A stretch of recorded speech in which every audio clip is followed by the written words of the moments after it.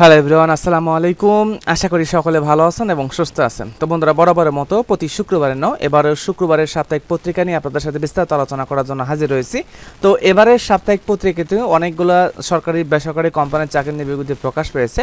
তো সাপ্তাহিক পত্রিকার একটি সুবিধা হচ্ছে গত এক সপ্তাহে যাবতীয় সার্কুলার প্রকাশ করা হয়, সেটা যে কোনো নিয়োগ বিজ্ঞপ্তি সপ্তাহে যেগুলো প্রকাশ করা হয় এই শুক্রবারের পত্রিকাতে কিন্তু প্রকাশ করা হয়। এখানে 4টা পেজ থাকে। তো আমি প্রত্যেকটা নিয়োগ সম্পর্কিত বিস্তারিত আলোচনা করব। অবশ্যই শেষ পর্যন্ত ভিডিও দেখার জন্য চেষ্টা করবেন। প্রিয় বন্ধুরা, আজকে শুক্রবার অর্থাৎ 25 জুলাই 2025 তারিখে সাপ্তাহিক পত্রিকা।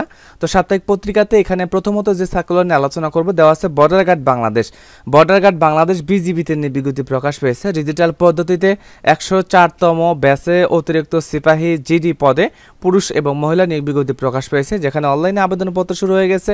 এখানে 23 জুলাই থেকে এবং 1 আগস্ট পর্যন্ত অনলাইনের মাধ্যমে আবেদন করা যাবে। বর্ডার গার্ড বাংলাদেশ বিজিবিতে এখানে কারা আবেদন করবেন? যাদের শিক্ষাগত যোগ্যতা দেওয়া আছে এসএসসি এবং এইচএসসি এবং উচ্চতা দেওয়া আছে 5 ফিট 6 ইঞ্চি। পুরুষ প্রার্থীদের ক্ষেত্রে 5 ফিট 6 ইঞ্চি এবং নারী প্রার্থীদের ক্ষেত্রে দেওয়া আছে 5 ফিট 2 ইঞ্চি। এই যোগ্যতাটা থাকতে হবে এবং শিক্ষাগত যোগ্যতা থাকতে হবে যে আপনাকে এসএসসিতে 3 পয়েন্ট থাকা লাগবে এবং এইচএসসিতে এখানে দেওয়া আছে 2.50 পয়েন্ট পেলে আবেদন করতে পারবেন। 2.50 এটা এইচএসসিতে এবং এসএসসিতে এবার 3 পয়েন্ট থাকলে আবেদন করা যাবে এবং নারী পুরুষ উভয় আবেদন করতে পারবেন। দুটোর ক্ষেত্রে কিন্তু একই সমান অধিকার দেওয়া আছে। তো এখানে দেওয়া আছে যে যাদের বয়স 18 থেকে 23 বছরের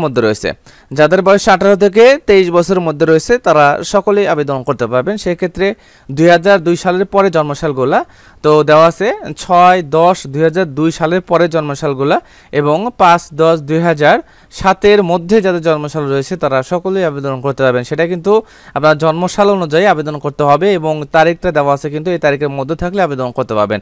তো বর্ডার গার্ড বিজিবিতে এখানে যারা আবেদন করতে ইচ্ছুক আবেদন করতে পারবেন। তারপর দেওয়া আছে বাংলাদেশ ক্ষুদ্র ও কুটির শিল্প কর্পোরেশন পদের সংখ্যা 185 জন দেওয়া আছে। এখানে বিভিন্ন পদে আবেদন করতে পারবেন।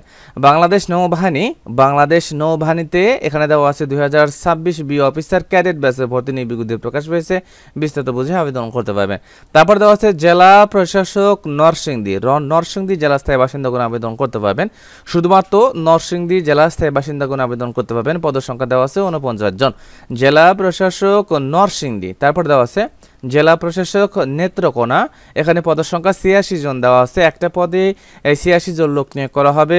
হিসাব সহকারী কম্পিউটার অপারেটর 86 জন লোক নিয়োগ করা হবে। বাণিজ্য বিভাগে দ্বিতীয় বিভাগ বা সমানে সিজিপিএতে সহ এইচএসসি পাস করলে আবেদন করতে পারবেন। জেলা প্রশাসক নেত্রকোনা পদের সংখ্যা 86 জন দেওয়া আছে। বাংলাদেশ সেনাবাহিনী দেওয়া আছে সেনা শিক্ষা করে জুনিয়র কমিশন অফিসার পদে নিয়োগ প্রকাশ পেয়েছে। তারপর আছে ন্যাশনাল ট্যুরস লিমিটেড পদের সংখ্যা দেওয়া আছে 36 জন, বিস্তারিত বুঝে আবেদন করতে পারবেন। ঢাকা ইলেকট্রিক সাপ্লাই কোম্পানি পদের সংখ্যা দেওয়া আছে 40 জন। জাতীয় যুব উন্নয়ন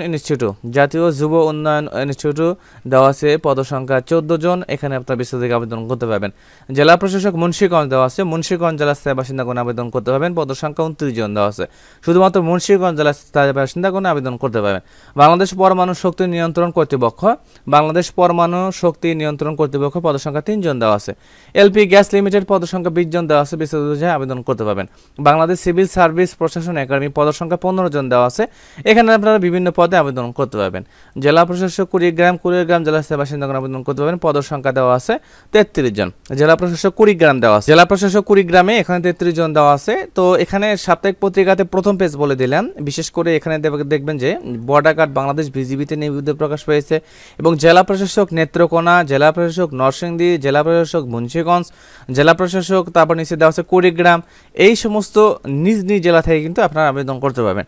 তো সর্বশেষ পেজে দেখেন যে হেডলাইনগুলো বলে দিচ্ছি, সেটি হচ্ছে দেওয়া আছে যে নোবেল উম্মা ইসলামী স্কুলে নিয়োজিত পদের সংখ্যা 191 জন দেওয়া আছে, বিস্তারিত বুঝে আবেদন করতে পারবেন।